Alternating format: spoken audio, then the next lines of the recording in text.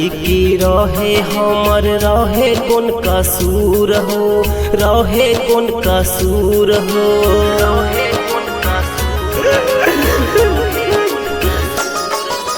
गलती की रहे हमर रहे कौन कसूर हो, रहे कौन कसूर हो।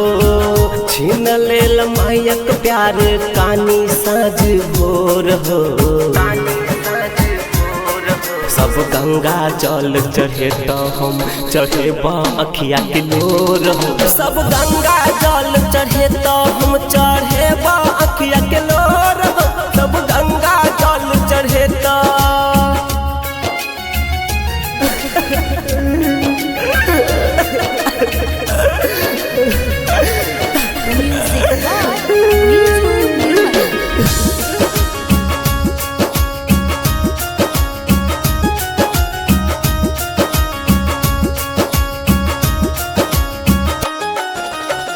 लिख देला किस्मत हमर बाबा कौन कलम से।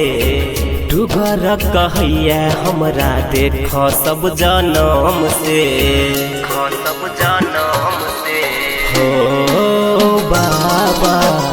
लिख देला किस्मत हमर बाबा कौन कलम से। डुगर कहैया हमरा देख सब जनम से।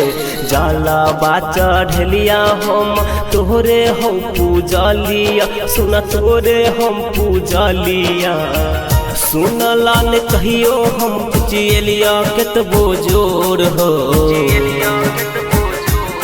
सब गंगा जल चढ़े तो हम चढ़े अखिया के लोर हो। सब गंगा जल चढ़े तो हम चढ़े अखिया के लोर हो। सब गंगा जल चढ़े तो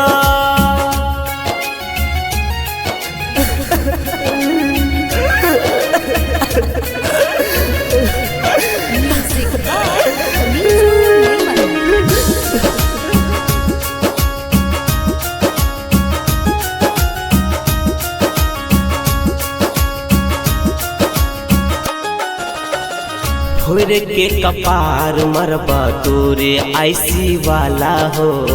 कानी कानी कहै छ अंकित उजाला हो, अंकित उजाला हो बाबा। फोड़ के कपार मरबा तोरे आईसी वाला हो। कानी कानी कहै छ अंकित उजाला हो। तीनों लोक के दाता छह तू ही भोले बाबा हो। सुन तू ही भोले बाबा हो। ओढ़ली ने कहियो मैं के अचारा के कोर हो।